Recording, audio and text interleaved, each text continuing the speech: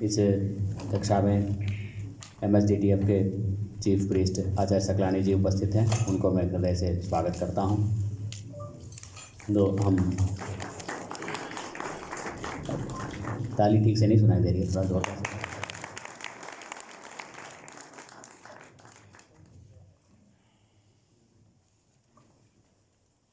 ग्रह शांति में हमने सर्वतोभद्र, वास्तुमंडल, योगिनी मंडल और आवाहन प्रकार और तदुपयुक्त मंत्र, यह सब विषय हमने देखा है।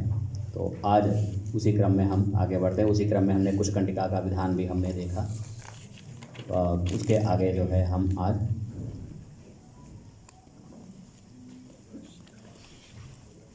ग्रह होम मंत्र, इस विषय में थोड़ा आपको बताएंगे आचार्य उनियाल जी।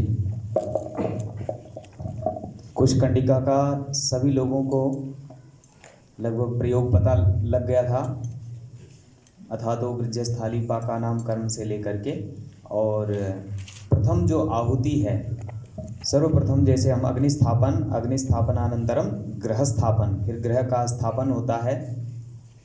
लेकिन वस्तुतः ये क्रम जो है पालन नहीं हो पाता है। आप लोग जानते ही हैं कि अग्निस्थापन यदि कर लिया जाए और फिर उसके बाद ग्रह स्थापन होगा, बड़े यज्ञों में तो ये प्रक्रिया चलती है, लेकिन घरों में ये प्रक्रिया नहीं चल सकती। क्यों नहीं चल सकती? क्योंकि आजकल यज्ञ मंडप बनाने का जो विधान पहले का था, उसमें तो अग्नि प्रज्वलित कुंड में कर दीजिए, उसके बाद ग्रह स्थापन, तो धुआं जो है निकल जाएगा, कोई दिक्कत नहीं है। आप कितनी भी उसमें काष्ठ डाल दीजिए, कंडा डाल दीजिए, संदूक्षण जो सामग्री बोलते हैं उसको, तो वो डाल देंगे तो कोई दिक्कत, धुआं निकलता जाएगा, क्योंकि चारों तरफ से खुला है ऊपर भी। लेकिन घर में अगर आप ये प्रक्रिया करेंगे, ये बिल्कुल व्यवहारिक दिक्कत है ना। और उसके लिए आप या कोई किसी के पास ऐसी साधना हो कि नारियल के उसमें जूट में या कुछ ऐसे अग्नि स्थापन करके वहीं रहने दें। अग्नि जीवित रहनी चाहिए तब तक, जब तक आप ग्रह स्थापन करेंगे, फिर पूजन करेंगे, फिर उसके बाद। तो ये आपको ध्यान देना है कि कैसे आप अग्नि को भी रक्षित करेंगे, है ना। क्योंकि अग्नि स्थापन जो है ग्रह के मतलब अग्नि स्थापनानंतरम ही ग्रह स्थापन की विधि है। लेकिन प्रायः जो है ये चल नहीं पाता है। चल पाएगा? कोई किसी के पास और है कोई साधन कि आप अग्नि को बिना धुआं के सुरक्षित रख सकते हैं? दीपक जला दें? नहीं, दीपक जलाने का तो ये तो क्रम नहीं चलेगा। अग्नि तो कुंड में ही सुरक्षित रहनी चाहिए, हैं? या नारियल में आप जो है उसमें अगर वो कपूर को डाल करके कुछ अगर चला सकते हैं तो वो ज़्यादा ठीक है। दीपक जला करके फिर ये एक नया विधान जो है वो कोई एक्सेप्ट भी नहीं करेगा और ये ठीक भी नहीं है ना। सूखे नारियल में कर्पूर डाल दीजिए, जला दीजिए, थोड़ा सा वो कुछ देर चलेगा, लेकिन ज़्यादा देर वो नहीं चलेगा, उससे भी धुआं होता है। तो खैर ये हम लोगों ने देखना है कि अग्नि स्थापन रहना चाहिए। और यदि नहीं हो पाता है, आप कुछ कह रहे हैं? हाँ बताइए। नारियल में उसके अंदर में घी और शक्कर भर करके, हाँ, और उसके ऊपर जैसे कि आपने कहा कि कपूर से प्रज्वलित करें तो सुरक्षित रहता है। हाँ, ये ठीक है। यही मैं कह रहा था कि नारियल उसमें गोले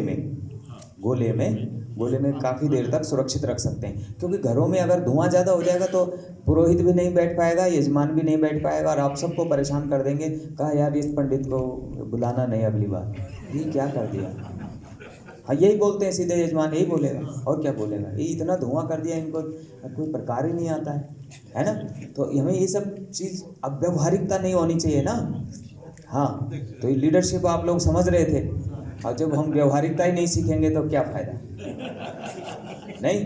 तो ये भी ध्यान रखना है आपने। तो अब हम जैसे हमने क्या किया कि तीसरा समिधा अग्नावभ्याधाय, तो वो चुपचाप जो है केवल, कई लोग एक एक समिधा डालने की कोशिश करते हैं, ऐसा नहीं है। वो तीनों तीसरा समिधा अग्नौ अभि आधाय, इसका मतलब हुआ, सूत्रकार कहता है तीसरा समिधोभ्याधाय, वो लिखता है केवल समिधोऽभ्याधाय जुहुयात एष एव विधिर्यत्र क्वचित् धूमः। तो समिधः तात्पर्य तीसरा समिधा, अभि आधाय अग्नि के समक्ष। तो तीनों को इकट्ठा करके कई लोग क्या करते हैं उसमें मौली लगा करके, तो अब पंडित जी लोग इतने भी कमजोर नहीं है कि तीन को या यजमान न पकड़ सके कि मौली बांधनी पड़े, ऐसे बांधने का कोई विधान नहीं है, लेकिन लोग बांध देते हैं। वो अब फिर नई नई परंपरा आप लोग कुछ डालोगे, फिर उसमें आम का पत्ता बांधेगा कोई, अब कोई जो है फिर कहेगा खजूर का पत्ता बांधना है। तो ये सब देखिए, अधिकतर हम लोगों को कोशिश करनी चाहिए कि शास्त्र को व्यर्थ में जो है हम बात का बतंगड़ न बन जाए, है ना। तो शास्त्र की मर्यादा की रक्षा करते हुए हमने आगे बढ़ना है। हम क्या करते हैं, हमने पहले भी आपको बताया था, वचनात् प्रवृत्ति ही वचनात् निवृत्ति ही। शास्त्रीय नियम क्या है, एक बार आप लोग बोलेंगे, इधर से आवाज आए, वचनात् प्रवृत्ति क्या मतलब हुआ। यदि हमें कोई शास्त्रीय वाक्य प्रमाण रूप में प्राप्त होता है, ऐसा करना चाहिए, तब हमें क्या करना चाहिए, वचन उसमें प्रवृत्त होना चाहिए। अब कहा वचनात् निवृत्ति, निवृत्ति मतलब ऐसा वचन नहीं मिला, निवर्तकम वाक्यम निषेधा, निषेध वाक्य, ठीक है जी। निवृत्ति का मतलब निपट जाना, निपटना, मतलब नहीं हमने वो उसको काम को निपटा दिया या हम उसमें नहीं प्रवृत्त हुए। निवर्तकम वाक्यम निषेधा, ये पहले भी बताया गया था, है। डॉक्टर दयानाथ जी बोलते हैं ना कई बार, मीमांसा का वाक्य है ये, क्या है, निवर्तकम वाक्यम निषेधा, निषेध किसे कहते हैं। और प्रवर्तकम वाक्यम विधि,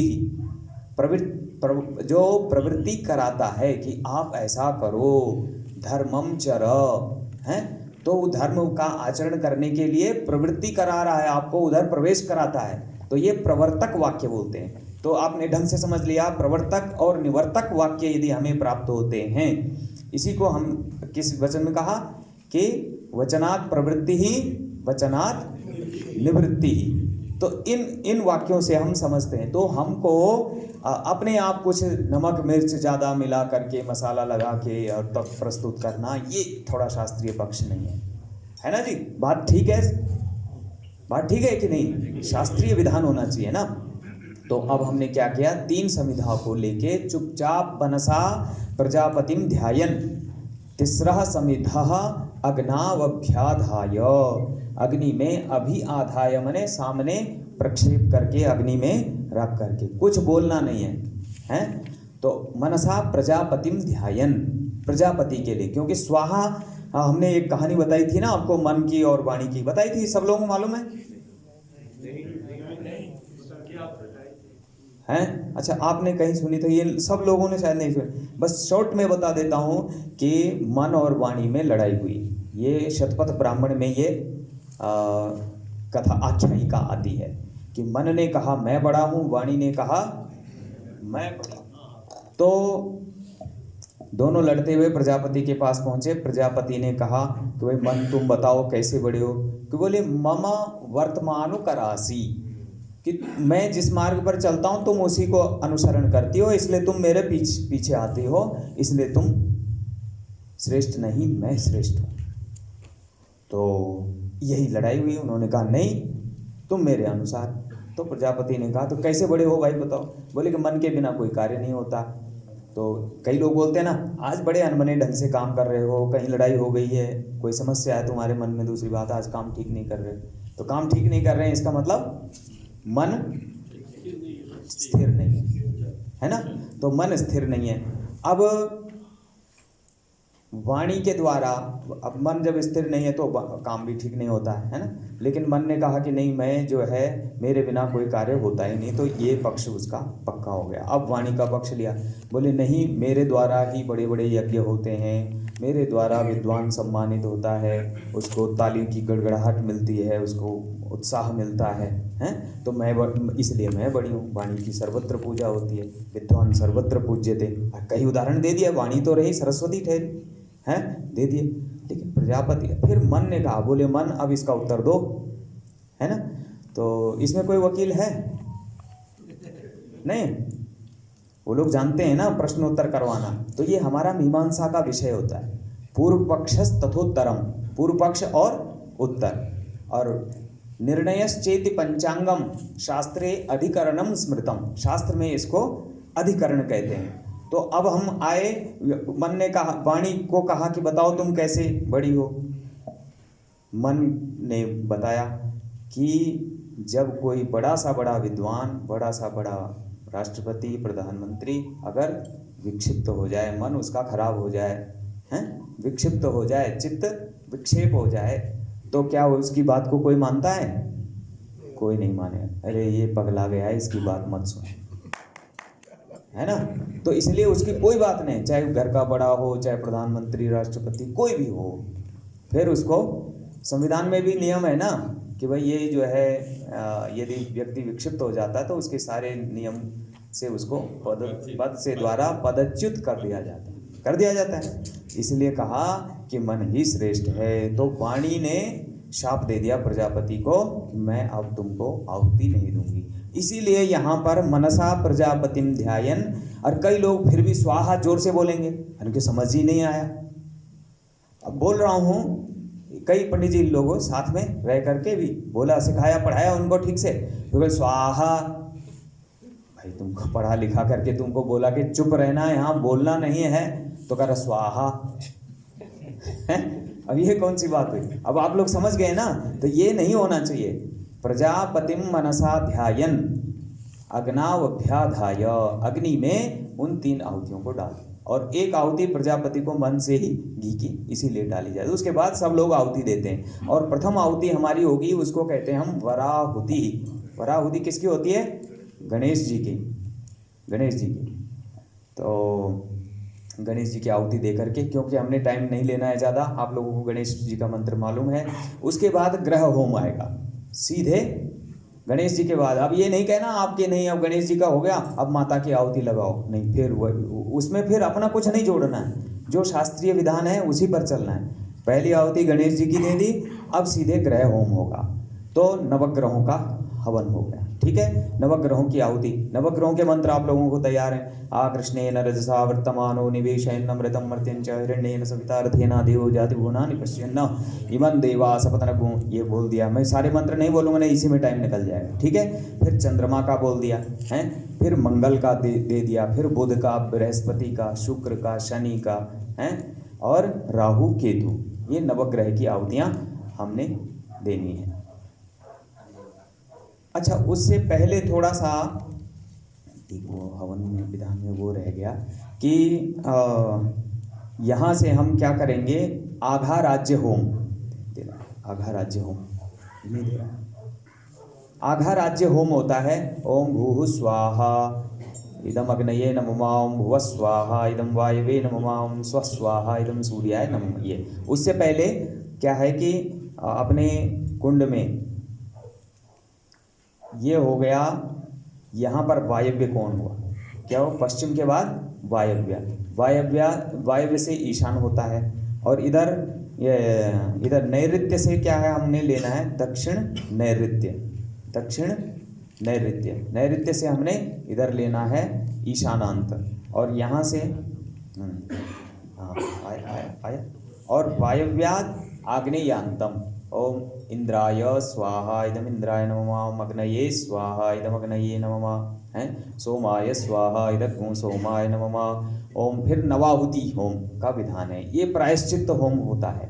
तो इन मंत्रों को भी आप लोग सब याद कर लेंगे। ये इन मंत्रों को अब अवश्य बोलना चाहिए, क्योंकि यज्ञ में जो भी दिक्कतें हो रही हैं तो वो प्रायश्चित्त आहुतियों से उनका शमन हो जाता है ना। तो त्वन्नो अग्ने वरुणस्य विद्वान् देवस्य भीडो अवयास्य शिष्ठाः जजिष्ठो वह्नितमः शोषचानो विश्वात् वेखागुंसि प्रमुमुग्ध्यस्मत्। और फिर सत्वन्नो अग्ने जजिष्ठो वह्नितमः शोषचानो विश्वात् वेखागुंसि प्रमुमुग्ध्यस्मत् स्वाहा। अयाश्चाग्ने अयाश्चाग्ने शनविषस्तिपाश सत्यमित्तमया असि अयानो जज्यम्बः सयानो धेहि भेखजग्गु स्वाहा इदम अग्नये अयसे नमः। फिर जेते शतम वरुणजे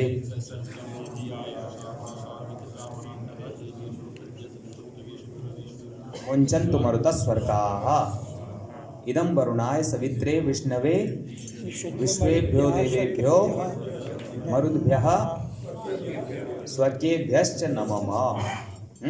तो ये सब जो है नवाहुतियाँ मंत्र बोलकर ये जरूर सभी लोग इसका ध्यान रखें। इसको करेंगे तो आपको जो है पूरी समग्रता तभी आएगी यज्ञ में, ठीक है, नहीं तो वो दिक्कत हो जाएगी। फिर हमने ग्रह होम, उसके बाद ग्रह होम, ठीक है, उसके बाद ग्रह होम हो गया। ग्रह के बाद फिर अधिदेवता जरूर लेने, 9 अधिदेवता हो गए। फिर त्र्यंबकम हैं, शिवा शिवा गोह विष्णु ब्रह्मा इंद्र यम काल चित्रगुप्त हैं, ये अधिदेवता। तो फिर प्रत्यधिदेवता। अच्छा, इनको हमारे गुरुजी बहुत सुंदर बताते थे कि ये जो है लोअर कोर्ट है, नवग्रह जो है लोअर कोर्ट है, और फिर जो है अधिदेवता जो है ये हाई कोर्ट है, ये शंकर जी के पास है, और फिर सुप्रीम कोर्ट है, इसके अग्नि देवता हैं, प्रत्यधिदेवता हैं, और विष्णु भी उसमें हैं। तो ये प्रत्यधिदेवता, और उसमें कौन कौन है? अग्नि, रापो, धरा, विष्णु, शक्र, इंद्राणी, पितामहा, पन्नग और अर्क। अर्क से यहाँ पर ब्रह्मा जी को लिया है, ठीक है, अर्क को यहाँ पर ब्रह्मा जी को लिया है अर्क